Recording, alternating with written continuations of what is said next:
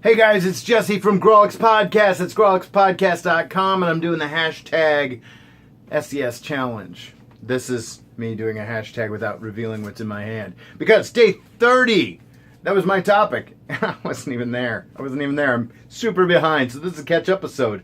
But I need to be multiversed in multiple topics, so, yeah, multiverse. So I'm going to call this one Crisis on Infinite Challenges. So, number one, how would I end a comic that, that it was going? How would I end it? And I know this one's already ended. It's Occupy Avengers, and you've kind of heard me, touch on my beef with it. And that is because it was a terrible crossover. Sometimes crossovers happen, and it's like, man, that didn't even hardly happen. Like Immortal Iron Fist, when the Civil War crossover was happening, they were just like, it's happening, but we've got bigger deals to deal with. And that's a decent way to deal with this. What happened here is everything was normal, or at least the conceit of the book was normal, that he's out there helping the helpless, Kwai Chang Caine kind of style, going from town to town, righting the wrongs. And then all of a sudden, boom, Secret Empire happens, and now Clint's not even with his team. And they don't even explain it. And they do this whole time jump. And so, kind of like Secret Empire worked, really. And then, everything's taken over by Hydra and Cap's hiding in a bunker with the superpower people again, which is like the whole antithesis of what this book was. He was hanging out helping people that didn't have powers. And then other people died off screen, off panel, and they never explained how it happened, just that it happened, and you only know it when a reveal happens. And it was just shady. And the last panel, you don't even know what's going to happen. Like, two of the main characters on this team go out and face uncertain odds. They might just die. Who knows? But of course they don't spell it out, because they're probably going to roll it over into another book. Now, how would I have ended it? I don't know exactly, but I think what I would have done is that, I would have kept the Occupy Avengers at least involved with the core team that was hiding under a mountain in Secret Empire. They don't have to be in the main book or whatever for people who don't care, but they could have been behind the scenes, at least helping Clint. And I think that would have been important. They could have been doing that in here, and they kind of are doing that, but they're out and about. They're never there at the base. What they should have done is at the end of Secret Empire, and I don't know how to end it, so you could say, hey, Kiefer, this doesn't work because Hawkeye dies! I don't know if he does that. I hope he doesn't, but, that might happen. I don't know. So, but don't tell me. Please don't tell me. Anyways, if he survives this thing, I feel like he's redeemed himself a little bit for what happened in Civil War II. And he's got a little bit of he's got a little bit of clout now.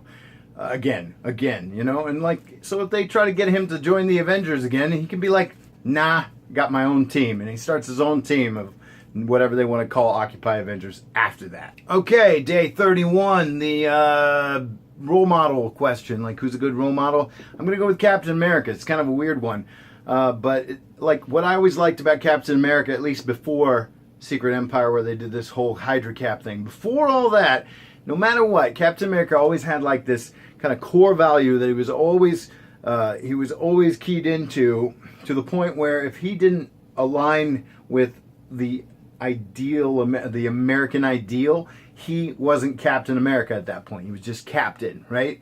And so I don't know, Earth X, he's stripped himself of most of the vestiges of the original costume, but he's out there just doing the thing that he feels is right. And same thing in Civil War, even though the rule of the law of the land in Civil War was to register, he was against that because it went against what he thought the American ideal was. So I like that. I always thought that Captain America was somebody that you could look up to, which is exactly why he worked as a villain when they flipped him and turned him into Hydra Cap, because everybody trusted him, gave him all the power, because why wouldn't you trust him? You've always trusted him. Boom, he's a bad guy. Makes for an epic bad guy, even if it didn't work as well as everybody thought. So, there's that one. Whoa, do you feel that? Oh my! Whoa! Hey, what? Aviators and nunchucks? It's not funky on a Saturday. What's going on here? Oh man. Hey, I think I know what's going on here. Hang on a minute. Let me put these down. What is there? Okay, here we go. Oh, okay, gotta take that out of there. Good. Oh, that's still in there. That knife really stuck. That's a big knife. That's scary stuff. Okay, let's see. All right. What is happening here in the rules? Ah, yeah. See, we broke the record, so we're on another level. Leveled up. Day 32. Who's the acrobatic superhero? That's Captain America 2. I mean, there's other people that are more acrobatic. Obviously, Dick Grayson was a literal acrobat, you know? But one of the things I always remember about Captain America is that he would do all these acrobatic things, and that's what I really liked about Captain America Winter Soldier, like at the very beginning when they're like sneaking onto the boat and like taking people out.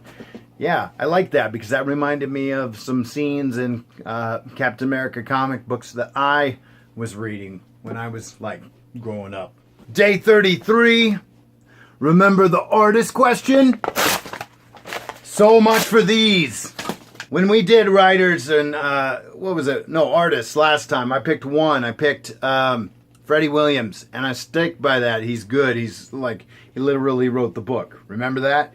And he did all these great things for Ninja Turtles and all these mashups lately. He's been doing the He-Man, Thundercats, all that. Okay, so, tore up the rules. Well, there's two. I'm going to give you two more. You know, just add them to the Freddie Williams pile. Number one, I'm going to brutalize that name. Francesco Francavilla. I'm guessing that's how you say that. Afterlife with Archie. This guy. You should just be following him on Twitter because he just does wild stuff. He just does wild stuff. I love the colors. I love, that panel, man. That panel. So brutal. Yeah, check him out.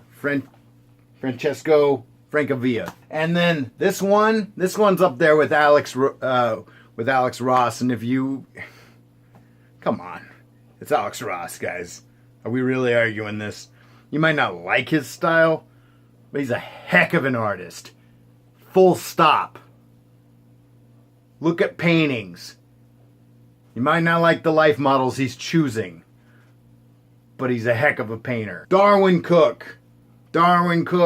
Other than Bruce Timm, this is my favorite, like stripped down, very, like animation style. Darwin Cook, he was on another level. He did the opening sequences for Batman Beyond. Heck of an artist. All right, I'm going to leave it at that. I don't know how long this video winds up being, but yeah, sorry it's been a while. All right, we'll talk to you later. Hey, we're going to be recording. If you guys got questions, you guys gave us some great questions. You guys got to check out the episodes. We dealt with Peter's question on episode 52, and then Sakura and D. We did yours on episode 53, and that created some awesome conversation. If you guys want to give us some more questions, just hit us with hit us with them at Grawlix Podcast on the Twitters, at Grawlix Podcast. We love those questions. They were great. Give us more. Feed us. All right. We'll talk to you later. Looking forward to your answers. Bonus round! You thought I was done. I said I was done. I was wrong. First of all, two more artists. Daryl Skelton. Daryl Skelton was a hometown hero from here in Fremont, Nebraska. He graduated from Fremont High School. And he's done work for Star Trek The Next Generation. He's done work for DC and Marvel. As you can see here, he's done some work that included The Flash and Silver Surfer. And he did a What If comic that I loved. It was the first one I found. I didn't even know who Daryl Skelton was. Loved that comic. And then found out he drew it and he was from this town. So, yeah, that's that. Also, Jason Means, you gotta check this guy out. He does this ridiculously fun kind of tyke style where all these heroes are like little kids, right?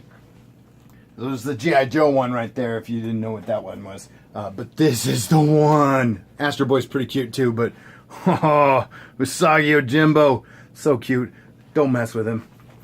Alright, so those are those. But here's the real bonus round. Here's the bonus thing. Alright, so I thought, how do I make this special without going way, way, way over. Not all that long ago, I did a video where I did a blind bag.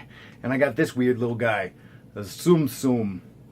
Looks like a pug, but apparently it's a thing in Japan. We make these little hot dog guys out of characters. Disney does it, I guess. Anyways, so I'm not going to do that again, because I already did that. But I do have a Marvel blind bag. We're going to see what I get. We're going to see what I get. This is not in the challenge. You know, I have the same problem when I did this last time. I forgot about scissors, but at least they're right there this time. And we're going to find out what this is, and I'm just going to wax nostalgic about whatever's in here. I have no idea what's in here, because I'm opening it for the first time. It's the Hulk. It's the Hulk. Okay, and it's awesome that it's the Hulk. I don't really read a whole lot of the Hulk, but what's great about this being the Hulk is that I bought a brand new comic. I put it up on Twitter, and it was the first appearance of Glorian. See, I'm so excited I can't even say words. It's the first appearance of Glorian. I got it for $1. I didn't know who Glorian was. All I saw was the cover, and the cover's so ridiculously awesome that I had to have it. I'm going to get it right now. The Hulk. I love this cover. There's Toadman on here. There's Hulk. There's this character that I would know if I was reading it at the time, but I didn't. I didn't know who that was. This character who's hiding in down here, and then in Glorian he just comes in on a rainbow. Apparently that's what he does. I didn't know anything about Glorian, but it's awesome. I love this cover. And so yeah, that's what I know about the Hulk. I mean, I've read more than that. I mean, I've read like the origin of the Abomination, and I think I read like I don't know what it was, like issue 300 or 400 or whatever. I've read some classic bouts with the leader, and I've also read some of the Peter David stuff, because Peter David I just love, and that was a major draw for me to read the Hulk. So yeah, we'll get into Hulk some other time, but yeah, this is the most immediate thing that's on my mind when it comes to the Hulk. That and the crappy stuff that shows up in Secret Empire and Civil War 2. But okay, that's good enough for today. That was the bonus round! This